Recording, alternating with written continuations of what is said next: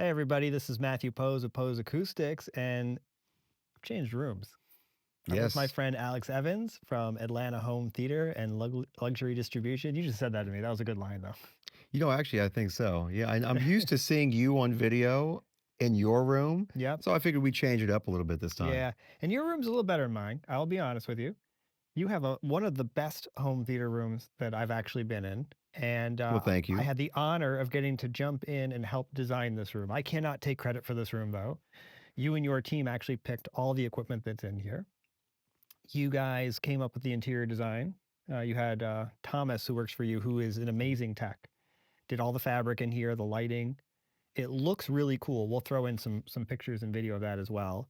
So first off, why don't you tell us a little bit about the room, and then we can get into some stories about why I'm here and what we did while I was here. Absolutely. So this room was uh, a collective group of love put into it. To be very honest with you, so I'm big into bringing in the right team. So we got Matthew over here, and Matthew actually did the HVAC design, and he did a lot of the theater design. So in no Sound way. isolation shell too. And sound I'll take isolation credit for shell. that. So he should be taking credit for a little bit more than what he's putting on. So what we did in this room is we did 11 bed layer channels. It's all Ascendo. We've got 3 black swans that are our LCRs, and we did 12 berylliums, as surrounds going around the room. And then also we did 6 pros from Ascendo, and they are Atmos speakers. So we've got 6 Atmos speakers above. We've got 11 bed layer channels, and we also have 6 subs, 4 double 18s, and we've got 2 infrasonic 32 subs. Two. So this is actually a pretty. I think this is a gloves off, take no prisoners type of system. So the Black Swans are, first off, they're the best speakers that Ascendo makes, but they're also one of the better speakers, one of the best speakers on the market. Period. Yeah. Like this is a really good front stage you've got here. The rest of the speakers, of course, are designed to match with that. You've got the Ascendo amps. We've got a Trinnov Altitude 32 that is backing the system up. And you've got a fairly high channel count. It's not a huge room. It's a modest sized room. Good size, though. We actually just have this one set of seats here. That's what you have for the whole family, which Does when it? you originally told me you were doing this, I'm like, are you sure? I mean, you've got a big enough room. We can do more. Now that I'm here, I get it. Your whole family would fit in this fine. Yeah, and the reason we did this because so on Sundays we have our family movie days where I've got 3 kids. You know, I've got my And oldest they're girl, cute she's kids. yeah, they're really cute kids. Of course I've got to say that, but they are really truly cute kids.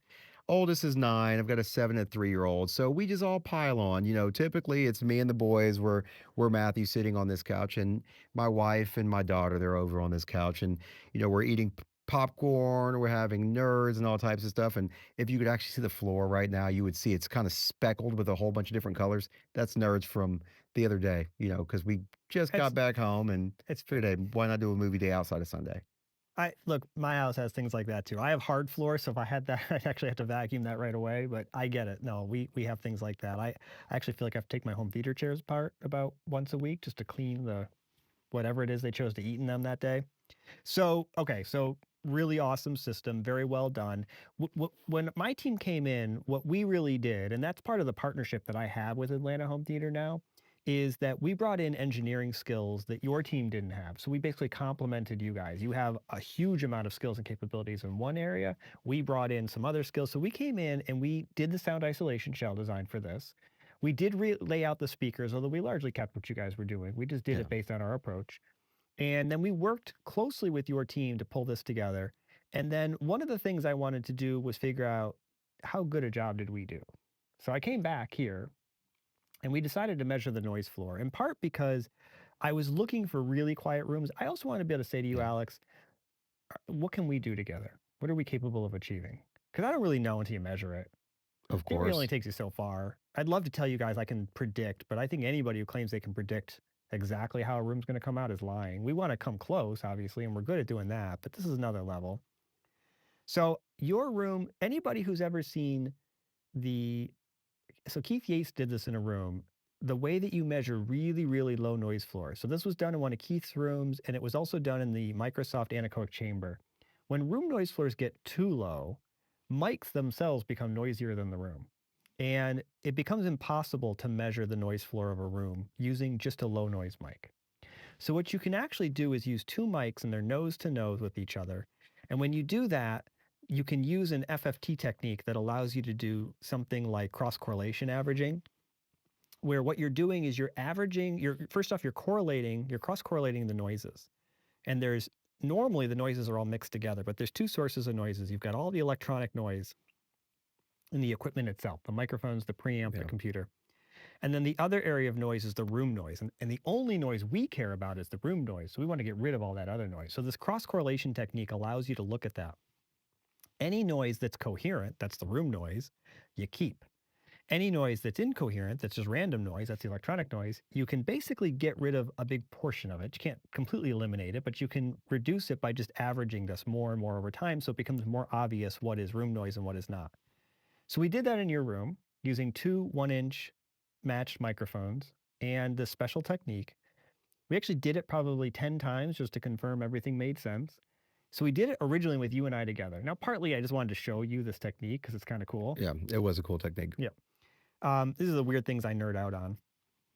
And we were too noisy to take the measurement. Like our existence in the room was raising the noise floor. But I do breathe loud, so that could be part of it. You were rustling a little bit. Right. I was joking. I was telling one of my friends, Ben Goff, that we had done this and how low. And he goes, "Did you do it with you guys in the room or not? Because that's kind of like an operable. Like you could argue that how quiet is it with somebody in the room? That's his argument. I don't know if I agree with that argument, but I said, well, Alex couldn't sit still, so he had to get out of the room. So we then did measurements later with Thomas. I ran the microphone cables under the door. The gaskets actually seal around the cables that we were using because I have like a really thin flat cable that I use for this. And we remeasured the noise again that way. And the noise number we got with everything operable, including the projector, the Trinnov processor, all the amplifiers on. So any little bit of hiss that might be in the background, any little bit of hum, whatever light noises and all that. And we ended up hitting a number that put us below NCB 15 and actually below NCB 10. It was so low that the system couldn't give us a number. So we switched to the NR scale, and the NR number turned out to be NR 8. And the only noise that was causing it to be as high as NR 8 was actually up in the high frequencies around the 8 kilohertz range, which very well could have still been some mic noise. It's hard to tell for sure. Now for the audience, can you explain what NR8 is and give them an idea of what it is? So it's a weighted noise number. So instead of it being a straight SPL number, which is meaningless, it's a weighted noise number that's related to how we perceive sound. NR is one of the older ones that goes all the way down to 0, which is why it's useful. And it actually it's not fully balanced towards what we hear, but the idea behind it is to reflect the fact that at higher frequencies, we are more sensitive to noise than at lower frequencies. If you were to just do like an A weighted, for instance, or even a C weighted, or worse yet, you were to do unweighted noise, you'd probably get a number that's like 50 or 60 dB. And that's not a very useful number because there's always going to be a lot more low frequency noise in a room than there is mid high frequency noise. But in your room, as an example, your noise level at 20 hertz was only like 30 dB. It needs to be around 70 dB to even be audible. You were like way below audibility. So who cares if the number is 50 or 60 dB total if most of that noise is low frequency noise you can't even hear? So the NR scale, the NC scale, the NCB scale, those are all variations of these weighted scales. Just like, as an example, A weighting and C weighting are weighted. I always like to always know is NC. What does NC stand for? Noise criteria. So NC is noise criteria. NCB is noise criteria balanced. It rebalanced the bass to basically allow for a little bit more low frequencies given that we're fairly insensitive. And then NR is just noise rating. And as I said, they're all variations designed for a little bit different purposes, but they have a different bottom. And unfortunately, NCB bottoms out at 10. NC bottoms out at 15. NR actually goes all the way down to 0. And you actually have to have some negative dB numbers to be able to hit that because it's a balanced number. So, or a weighted number, I should say. So then we turned everything off because we were just curious, well, how quiet is the room? The only thing we left on was the HVAC. So this was the HVAC still running because I wanted to see how quiet it would be. So the NR number we came up with was 4. Yeah, that's low. Is really low. That's low. It was 4. And on top of that, we were noticing that we were around minus 8 dB at a bunch of frequencies between 1 kilohertz and like 4 kilohertz. It was like really quiet. And then it did start to go up there, which is okay because we're actually pretty insensitive as you get higher. The There is no direct way to turn that into an NC number, but I was curious. So we asked ChatGPT. I imported the image with all the data and I said, "Can you infer what an NC number would be from this for me?" I explained how to do it, and ChatGPT, being pretty good at math, was able to figure that out, and it came up with a NC number for the room What of number was that? between 2 and 3, it said. Probably 2, it said, would be a fair assessment. It was a little hard to see exactly. There were some numbers that were fractions, like, for the sake of argument, I don't know, 4.5 dB. Okay. So depending on how you looked at that number, you would be either 2 or 3. You were right on the cusp of those 2. So, in terms of quiet rooms, where would you say this ranks with some of the rooms you've done? It's probably what well, I will say this, I recently figured out how to do this kind of low noise measurement. So in the past, I couldn't measure this low, so I don't know. Subjectively, it's one of, if not the quietest rooms I've ever done. Objectively, it's the quietest room I've ever measured. But as I said, I didn't have the capability of measuring this low in the past. This is a fairly new thing. Funny thing, kind of off topic. My daughter comes in when I'm in the room, just sometimes I'll be on the phone to take calls because it's so quiet. She actually comes in to do her homework in Oh, here because it's a nice quiet space for her to do that. because it's a quiet space and she can actually I think that concentrate. would freak my kid out. I don't know that Katya would be willing to come in here and or in a room like this and do. She doesn't like to go into my theater by herself. It scares her. Oh, really? Yeah. Maybe you got to turn lights on. That's true. She didn't like the deck. So she likes to do her homework in here because it's nice and quiet. She does, and it feels like time slows down. It's funny Mhm. enough when you're out and about and everybody's busy all the time. So you get in the car, you're always dealing with traffic, you're going to work, everything's moving so fast nowadays. But when you come into a quiet room, it almost feels like time stops. Yeah. It's It- almost it's a nice it brings you back to what it used to be when things didn't always have to happen so quickly. yeah. And I think that's actually in some ways meant to be a selling point of what we offer people with these rooms. I Yeah. think people think, why do I need it to be that quiet? I mean, does it need to be NC2? Maybe not. But to get a room that's below NC or NCB 10, I think in general, the argument for trying to Yeah. get down that low is not just to enhance this experience, but like your room is a great example. This is not just a theater.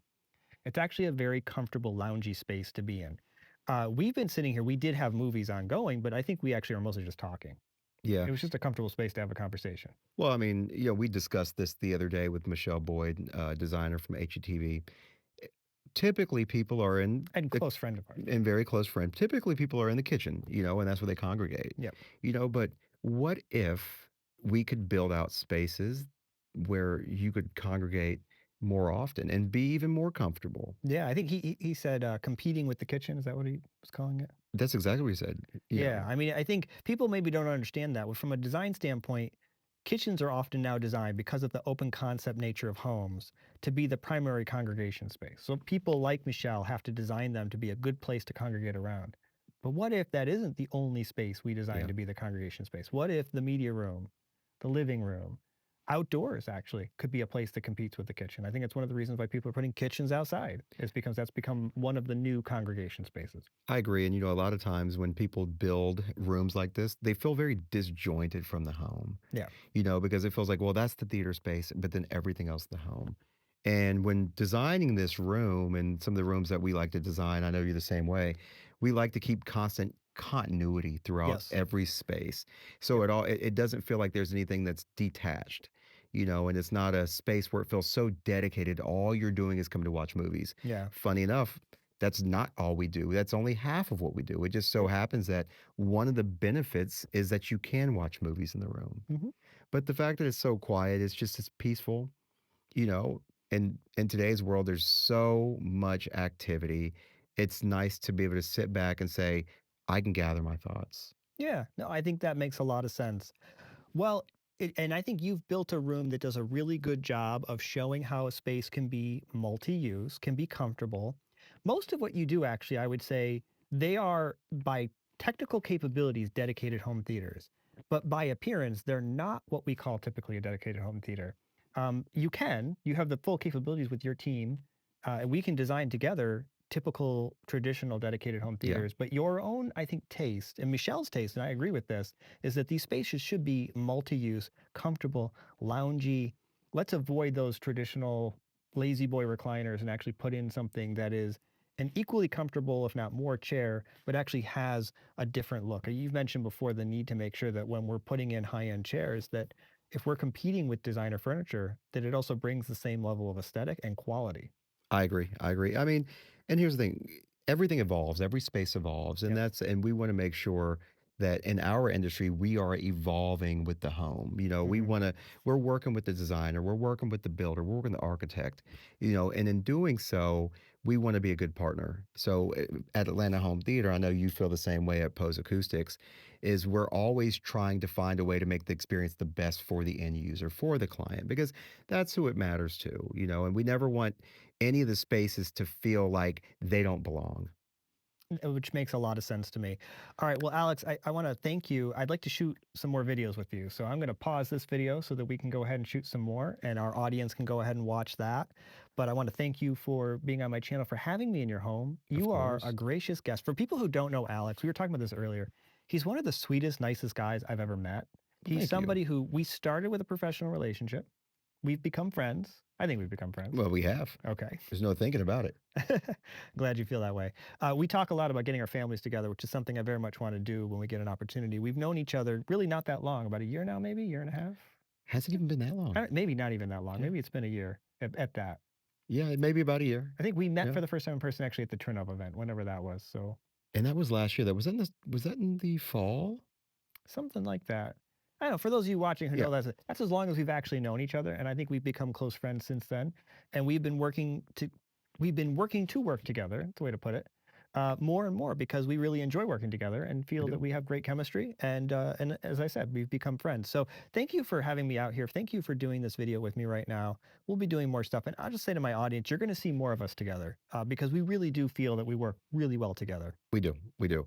And we believe in really good partnerships, and that's one thing that we've already noticed that we have is a very good partnership together. Yeah. So we'll be doing that to offer more value to our clients. But I want to thank you again. And until next time, I got more videos coming on. Keep watching, subscribe to my channel, like these videos, and put in the comments what you think about this type of stuff, as well as what type of other content you want to see and what questions you might have. And if you have questions for Alex, put them here and I'll ask them and we'll get those answered. So thanks everybody. Bye. Cheers.